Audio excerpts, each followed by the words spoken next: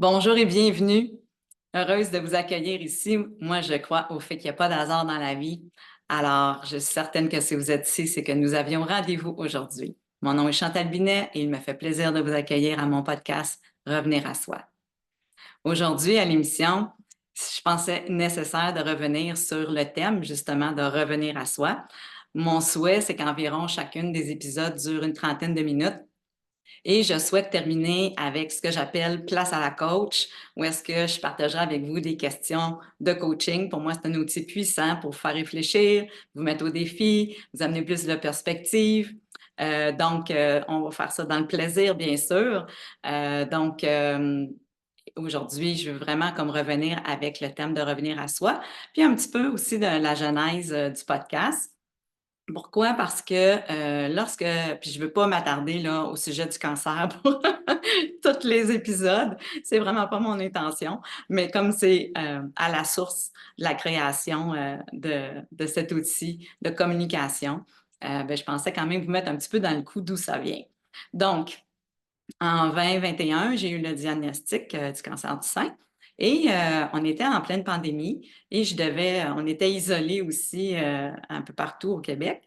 Mais en même temps, moi, je devais aussi rester isolée encore plus parce que justement, mon système immunitaire n'était pas très fort. Bref, et comme je devais gérer mon niveau d'énergie, mais moi, j'ai décidé de faire des petites capsules vidéo sur Facebook pour partager aux gens ce que je vivais, puis où est-ce que j'étais rendue une fois de temps en temps, parce que je voulais je suis quand même assez connue en Outaouais, j'ai un grand réseau, puis je recevais beaucoup, beaucoup de messages. Ça m'a fait un grand bien. Pour briser l'isolement, mais en même temps parce que je me sentais pas seule. Puis c'est dans ces moments-là qu'on a tellement besoin d'amour, puis de se sentir accompagné. Bref, j'ai reçu beaucoup, beaucoup, beaucoup de rétroactions sur le fait que les gens appréciaient m'écouter. Puis ça fait plusieurs années, je vous le dis bien humblement, à travers mes conférences, à travers différents moments avec ma clientèle, où ce que les gens me disaient beaucoup: «Ah, Chantal, on boit tes paroles, il me semble que je t'écouterais pendant longtemps».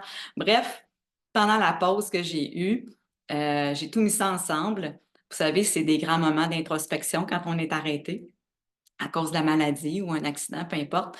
Et là, je me suis dit: «Bon, OK, quand je vais être mieux, quand je vais revenir». Puis là, je voyais que les podcasts, ça devenait de plus en plus commun comme outil de communication, un outil d'information.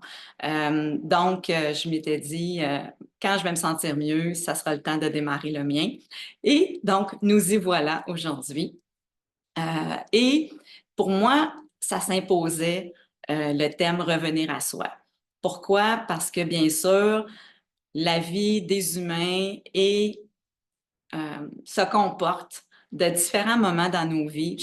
Vous savez, chacun des humains a une histoire, des histoires qui font en sorte que nous sommes invités, des histoires comme pas toujours faciles, où est-ce qu'on est invité à justement revenir à soi. Bon, on n'écoute pas toujours. Cependant, j'appelle ça des cadeaux mal emballés. Vous savez, suite à une séparation, suite à un accident, la maladie bien sûr, un deuil, la perte d'un emploi, bref, très créatifs les humains dans les différentes façons d'apprendre des enseignements que notre âme, que notre chemin de vie veut nous faire vivre ici. Donc, pour moi, ce que j'appelle ces cadeaux mal emballés-là, font en sorte que c'est une invitation justement à peut-être bifurquer de chemin, se réorienter, se poser les bonnes questions, revenir au cœur de soi, justement, revenir dans son cœur, revenir dans son corps, revenir dans son âme. Parce que vous savez que la tête, hein, est très puissante. C'est souvent quand on écoute trop la tête, quand elle prend trop de place, quand on ne lui met pas de limite, de par nos croyances, de par nos automatismes, de par nos réflexes, de par nos habitudes, de par ce qui a peut-être amené du succès dans le passé ou par peur. Bref, la tête peut devenir vraiment un outil très puissant pour nous guider et nous diriger dans la vie. Ça ne veut pas nécessairement dire que c'est le meilleur outil tout le temps pour à écouter puis nous guider. Bref, pour moi, euh, quand j'ai été arrêtée avec le cancer, j'étais déjà quelqu'un qui avait beaucoup d'introspection dans la vie, honnêtement. J'ai fait ça comme toute ma vie. C'était facile pour moi de faire ça, puis j'aime ça faire ça. Sauf que quand ça s'est arrivé, je me suis dit, wow, OK, là, ça, excusez l'anglicisme, c'est un autre ball game. C'est un autre niveau d'introspection puis de cadeaux mal emballés. Donc, et moi, j'ai toujours été pas mal workaholic. Je suis une passionnée, je suis une enthousiaste, je suis quelqu'un qui se donne beaucoup. Le don de moi, le don de soi, c'est très important comme valeur aussi dans ma famille. Donc, et naturellement, j'ai toujours été là, la petite fille, l'adolescente, l'amie, que les gens venaient beaucoup faire des confidences, être écoutée, être entendue, puis avoir une petite parole de sagesse. Donc, il n'y a pas d'hasard que la vie m'a amenée, que moi, j'ai choisi de travailler dans un domaine d'accompagnement pratiquement toute ma vie. Donc, et là, c'est comme si j'étais vraiment invitée à le faire juste pour moi-même. Et quand j'ai reçu le diagnostic, mon médecin, elle m'a dit, là, Madame Binet, attendez-vous à être arrêtée de 1 an et demi à 2 ans. Je vous avoue que là, sur le coup, là, vous savez, l'annonce qu'on a eue, la publicité qu'on a eue au Québec, là, que les gens se renversent sur leur chaise, là. Moi, c'était pas tant le diagnostic du cancer, parce que je m'en attendais, là, je me doutais bien. Mais je partagerai ça dans un autre tantôt, peut-être toutes les anecdotes qui entourent ça. Sauf que moi, ce qui a eu cet effet-là pour moi, c'est de dire, oh my God, de quoi comment je vais faire avec tout ce vide-là pendant 1 an et demi à 2 ans? Ça ne me dérangeait pas comme 6 mois, à la limite 1 an, mais là, 1 an et demi à 2 ans. Puis on m'avait dit là, que ça ne serait pas facile comme processus. Donc, c'était pas tant que le vide me fait peur, parce que je suis très bien avec moi-même et je m'ennuie jamais.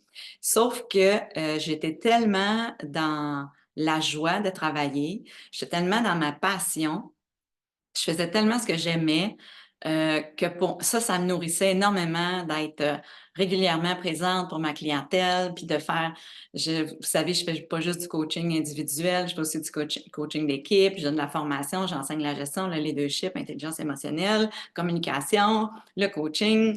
Bref, je suis impliquée dans plein de choses. J'ai toujours été impliquée dans des comités, des CA, du bénévolat, le réseautage. Donc, j'ai une vie sociale très riche.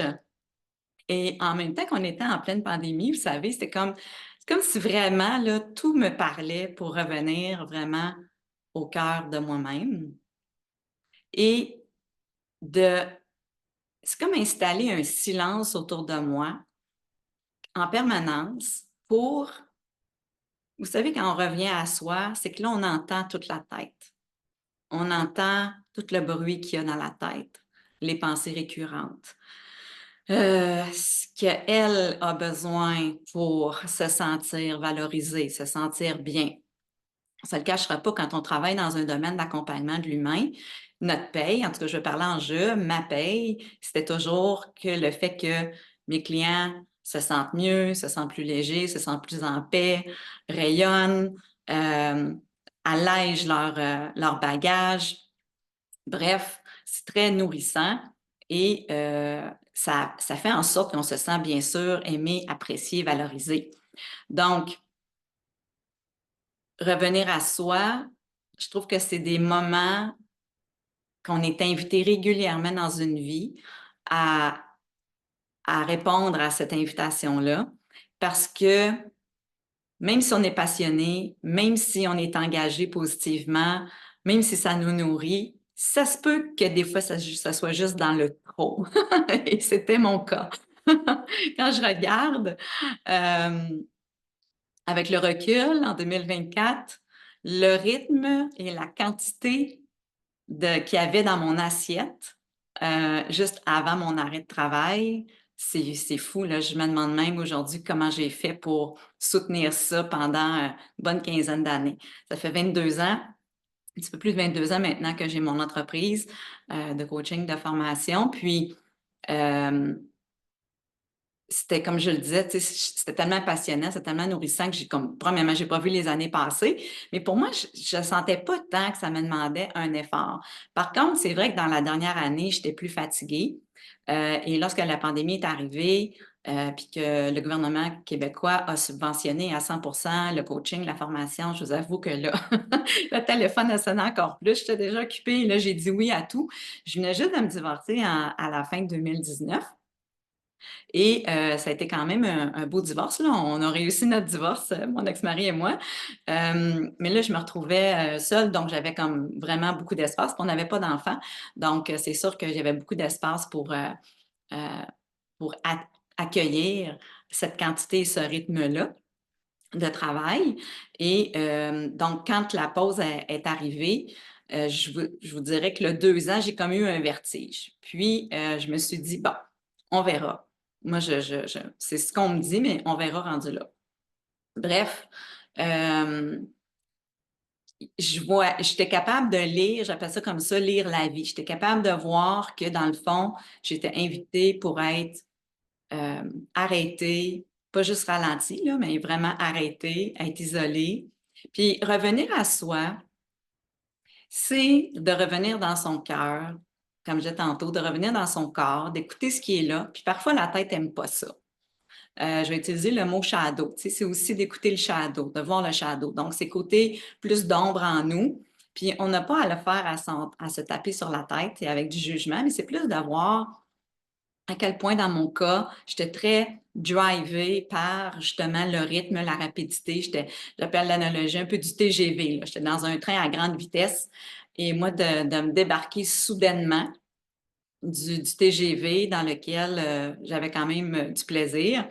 J'avais 52 ans, 53 ans quand j'ai eu le diagnostic. Et, euh, et je l'ai. Comment je pourrais dire ça? Pour moi, c'était qu'est-ce qui va remplir mon seau, qui va m'amener autant de plaisir, autant de joie. Parce qu'on va se le dire, là, le cancer, ça, c'est pas tant le cancer comme tel que tout ce qui vient avec ça, là, la douleur physique, les souffrances physiques, les opérations, les traitements, et émotionnels aussi. En même temps, moi, ma mère, elle venait juste de finir un cancer. Fait que c'était difficile entre guillemets, comme de faire subir ça en plus à ma famille une deuxième fois d'affilée. Bref, euh, en même temps, ça a été, peut-être que ça va sonner bizarre à vos oreilles, c'était un des plus beaux cadeaux que j'ai eu dans ma vie. Moi, je trouve que ça m'a en quelque part sauvé la vie, dans le sens que ça m'a vraiment permis de faire beaucoup de réflexions, de revenir vraiment à moi, à Chantal, que le don de moi, l'empathie que j'avais, la bienveillance, l'écoute, la générosité envers les autres, je l'ai vraiment appliqué à moi. Et ça m'a permis de voir à quel point j'étais quand même assez dure, assez exigeante envers moi. Dure dans le sens, ouais, exigeante, la performance, la réussite, tu sais, d'être toujours meilleure, pas face aux autres, face à moi-même toujours. De toujours m'assurer que je suis à la hauteur des attentes. Je me donnais pas vraiment de répit. J'étais pas vraiment pas tant à l'écoute de mon corps. Euh, je pense que ça faisait longtemps que j'avais pas vraiment écouté les besoins qu'il y avait à l'intérieur de mon cœur. Le travail prenait beaucoup de place. Puis quand j'ai vu ma réaction, parce que j'ai vraiment beaucoup pleuré au fait de laisser aller mes clients, puis laisser aller mon entreprise pendant aussi longtemps. Chacune des dernières sessions de coaching que je faisais, j'ai été opérée le 30 septembre 2021, mais j'ai vraiment travaillé jusqu'au 29 septembre, comme genre à 19h, 20h le soir, là. Quand je regarde ça, je me dis que c'était pas la bonne stratégie.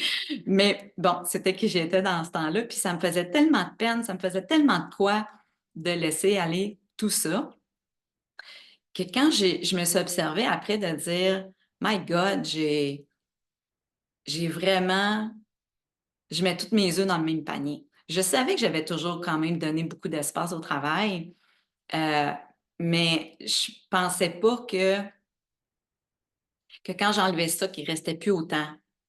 Quand en fait, il restait pratiquement plus rien. Donc, ça a été un gros, excusez l'anglicisme, reality check pour moi. Et je sais que je ne suis pas la seule. Sûrement que vous allez vous reconnaître, plusieurs de vous. On n'a pas besoin d'un cancer du sein là, pour, euh, pour faire ces constats-là. Mais quand ça cogne à notre porte de revenir à soi, c'est tellement important d'écouter ça. Puis moi, ça m'a vraiment permis de réaliser que j'ai besoin de mettre autre chose dans mon assiette, dans mon buffet. j'ai besoin d'enlever des choses dans mon buffet pour que, justement, ça rentre dans l'assiette. Probablement de rapetisser un peu l'assiette, puis de garder vraiment tout ce qui m'amène la joie, la légèreté, le plaisir, ce qui est plus simple, ce qui est plus facile, juste parce que j'ai vraiment c'est un peu l'héritage, familial, de se donner, d'être à son meilleur, de travailler fort. Mon père m'avait donné un livre à mes 12 ans, à mon anniversaire, qui s'appelait «On n'a rien pour rien» dans la vie et il avait surligné des passages, puis c'était pas pour mal faire, là, il était plein de bonne volonté. Mon père, il voulait tellement que je sois solide dans la vie, je sois responsable, que je réussisse bien, que je dépende pas de personne. Sauf qu'à 12 ans, ça m'a encore plus mis une pression de pas manquer mon coup, genre. Bref, tout ça est remonté à la surface pendant ma pause et plein d'autres choses aussi que je partagerai au fur et à mesure, parce que vous allez sûrement vous retrouver dans mes partages. Puis c'est sûr qu'au fur et à mesure, des émissions aussi, parfois j'inviterai des gens pour parler justement de revenir à soi. Qu'est-ce qui, eux, leur a permis peut-être de revenir à soi, de regarder c'est quoi les enseignements, les richesses qui découlent de ça et parfois la résistance peut-être que l'on avait autour de ça aussi. Mais tout ça pour dire que dans mon cas, ça a été vraiment un bénéfice, ça a été vraiment un super cadeau et j'avais un bon ami qui m'avait partagé, qui avait entendu, je pense que c'était à la part d'un médecin ou un thérapeute, j'oublie un peu si ça reste vague parfois ces moments-là pour moi dans mon esprit, mais il m'avait dit que ce thérapeute-là, ce spécialiste-là, avait posé la question à ses clients, qu'est-ce que tu veux faire pour le nombre de jours qui te reste à vivre? Puis lui, ce qu'il avait fait, c'est qu'il avait mis en jour l'équivalent d'années. Donc, on a tendance à regarder, il me reste peut-être 30 ans ou 20 ans ou 25 ans, peu importe. Mais quand on le met en jour, je trouvais que ça frappait pas mal plus. Puis j'étais arrivée que dans mon cas, je pense dans 12 000 ou 15 000 jours. Mettons, si je vis jusqu'à 85 ans, 87 ans, il me restait comme, il me semble de mémoire, c'était comme de 12 000 à 15 000 jours. Je trouvais que ça fessait pas mal plus fort de revenir à 12 000, 15 000 jours. C'est comme si, pas que je voulais revenir dans l'urgence, mais c'était de revenir à de la clarté, de dire, wow, Chantal, qu'est-ce que tu veux faire maintenant de ce 12 000 à 15 000 jours-là? Comme de quoi tu veux le remplir?